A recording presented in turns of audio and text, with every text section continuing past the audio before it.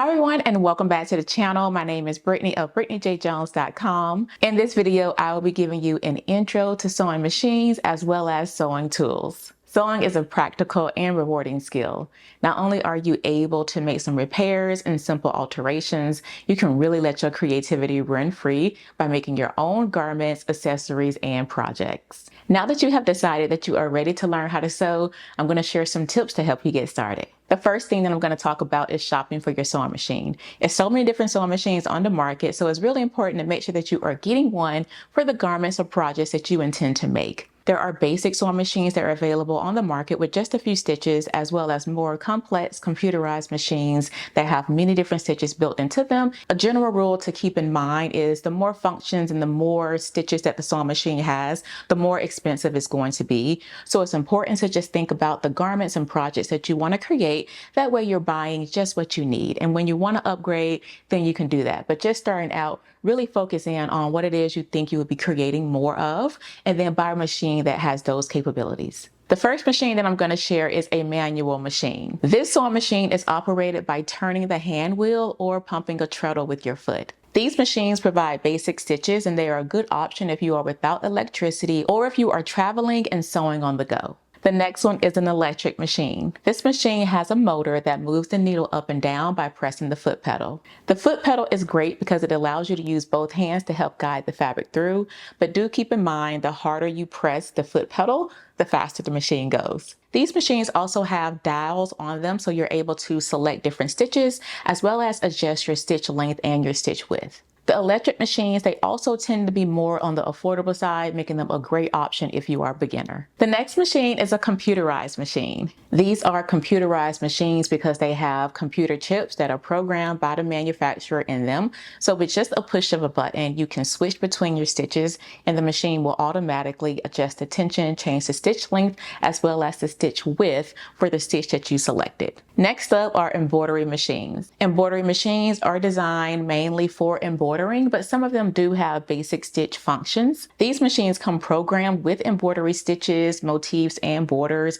and oftentimes you can create your own or purchase additional designs. The last machine that I'm going to share about are sergers or overlock machines. These can stitch with 2, 3, 4, or 5 threads at a time. You can stitch a seam while the blade trims away the excess seam allowance and finish it off in one step, giving you a really nice professional look to your garments. If you sew frequently, a serger could be worth the investment in addition to your regular sewing machine. Now that we have went through different types of sewing machines, let me give you some tips on deciding the sewing machine that's right for you. The first one is be realistic about all the functions that you will actually use on a machine. It may be better to buy a machine with better quality that has few stitches as opposed to buying one that's really expensive with a lot of functions that you rarely use. The second thing to think about is if the machine is designed to connect to a computer, you want to make sure that you have the compatible equipment for the machine that you're going to be purchasing. The next one is for embroidery. If you plan to be stitching large areas of complex embroidery, you definitely want to make sure that you check the maximum embroidery size area as well as the stitch speed. And lastly, a serger will not replace a sewing machine, but it can save you time in the end when it comes to finishing off your raw edges.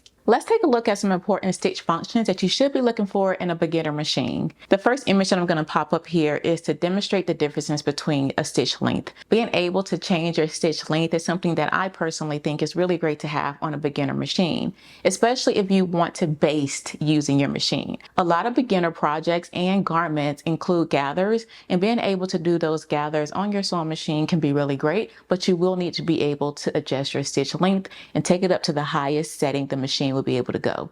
So again, that is something that you definitely want to look for, being able to adjust your stitch length on your sewing machine. The second one here I'm going to pop up is a demonstration for stitch width. In this picture, you can see different lengths as well as different widths for a zigzag stitch. So again, having the capabilities to change the width and the length of your stitch would be fantastic in a beginner machine. When it comes to stitch types, having a straight stitch and a zigzag stitch on your machine are important. And if you plan to make a lot of garments, you want to make sure that you have a buttonhole stitch on your sewing machine as well. Let's take a look at an electric machine and we can review the different parts and functions. The machine that I will be using for this is the Singer M3300. The first thing here is the hand wheel. This is used to manually raise and lower the needle. Number 2, this is the stitch selector. You can turn this dial to select the desired stitch.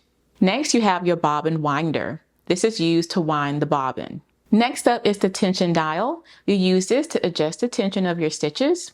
Also on the top, we have the stitch length as well as the stitch width. You can use these to adjust the width and the length of your stitches. Next on the machine is the take-up lever and the thread guide. The take-up lever is located behind the thread guide on the machine. The take-up lever moves the thread up and down as it feeds through the sewing machine. Next, we have the reverse lever. This allows for reverse stitching to lock the stitches at the beginning and the end of the seam. Next, you have your presser foot lifter. This lifts the presser foot up and down. We also have our needle. Needle comes in a variety of sizes according to fabric weight. Next is the presser foot. The presser foot holds the fabric in place between the feed dogs. The feed dog is directly under the presser foot and it has little teeth that grabs the fabric and move it through the sewing machine. Next, we have the throat plate. The throat plate has various lines on it marking stitch widths. Align the fabric with the desired seam width to keep seam straight. So for example, if you're sewing something that's a 1/2 inch seam allowance, you want to make sure you have the raw edge of your fabric lined up with the 1/2 inch seam allowance line on the throat plate. Next, let's talk about threading your sewing machine. It's important to make sure that you follow the specific instructions that came with your sewing machine to make sure that you are threading it properly. If for some reason you do not have your instructions, most machines come with a threading diagram that you can follow to walk through the steps to threading it. Threading the machine involves several parts of the machine, so let's walk through them together. First one up is the top thread. The top thread travels from the spool through the thread uptake and tension levers down through the needle. Next up is the bobbin thread, and there are two types of bobbin styles. The first one is upright front-loading bobbin machines. They require the bobbin to be inserted in the bobbin case, which is then placed in the machine through a door in front or side of the machine bed. The second style is a drop-in or top loading. These machines, they don't require a bobbin case. The bobbin goes into the machine through a sliding or removable panel on the needle plate. Next up are the sewing machine needles. Needles come in a variety of sizes and points. For beginner projects, you can absolutely just start off with a pack of universal type needles. These right here would be great for most medium and heavyweight projects. Next, we have stitch tension. It's always a great idea to do a stitch on a scrap piece of fabric before you start your project. By doing this, you'll be able to take a look at the stitches to see if it's looking too tight or too loose. At that point, you'll be able to adjust your tension, and you can refer to your sewing machine manual for how to do that. Lastly, we have the presser foot. You'll want to make sure that you at least have a standard or zigzag foot and a buttonhole foot if your machine has buttonhole capabilities. Now that we have covered some basics of a sewing machine, let's dive into some sewing tools. The number one tool that you want to have in your sewing room would be some fabric scissors and paper scissors. Most people have one pair of scissors for fabric and another pair for paper. Fabric scissors must be very sharp in order to cut properly. Cutting paper with your fabric shears can cause your blades to dull quickly, so it's always recommended to have one pair of scissors for fabric and one for paper. Next up are pinking shears.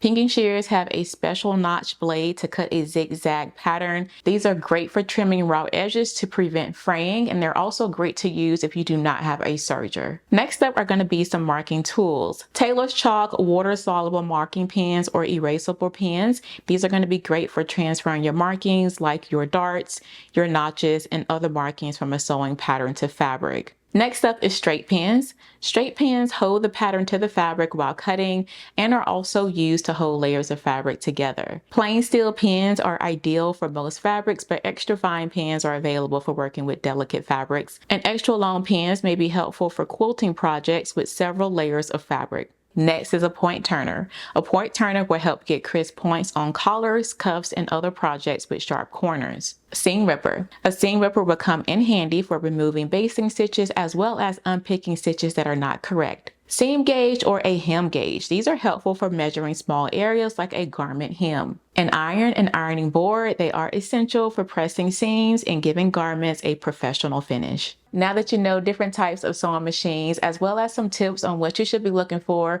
when purchasing your machine, as well as different parts and functions of the machine and sewing tools that you will need, I wish you the best of luck on your sewing journey. And if you would like some how to sew videos, definitely check out the description box below for a full playlist of how to sew videos. Until next time, blessings everyone. Bye.